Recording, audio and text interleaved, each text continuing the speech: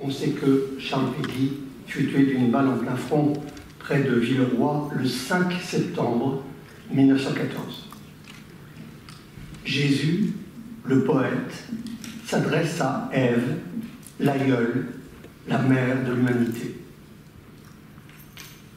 Mère, voici vos fils qui se sont tant battus. Vous nous voyez debout parmi les nations.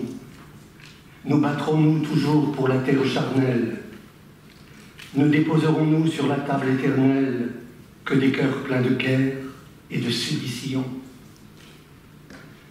Vous nous voyez marcher parmi les nations. Nous battrons-nous toujours pour 4 coins de terre? Ne mettrons-nous jamais sur la table de guerre que des cœurs pleins de morgue et de rébellion? Heureux ceux qui sont morts pour la terre charnelle, mais pourvu que ce fût dans une juste guerre. Heureux ceux qui sont morts pour 4 coins de terre.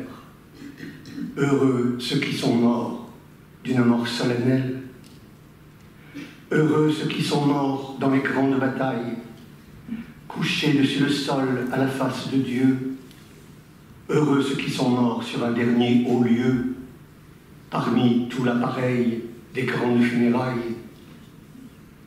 Heureux ceux qui sont morts pour des cités charnelles, car elles sont le corps de la cité de Dieu. Heureux ceux qui sont morts pour leur âtre et leur feu, et les pauvres honneurs des maisons paternelles, car elles sont l'image et le commencement, et le corps et l'essai de la maison de Dieu. Heureux ceux qui sont morts dans cet embrassement, dans cette étreinte d'honneur et le terrestre aveu. Car cet aveu d'honneur est le commencement et le premier essai d'un éternel aveu. Heureux ceux qui sont morts dans cet écrasement, dans l'accomplissement de ce terrestre vœu.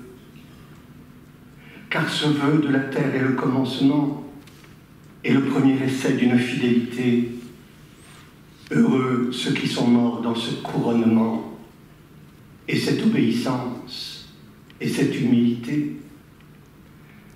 Heureux ceux qui sont morts car ils sont retournés dans la première argile et la première terre. Heureux ceux qui sont morts dans une juste guerre. Heureux les épis mûrs et les blés moissonnés.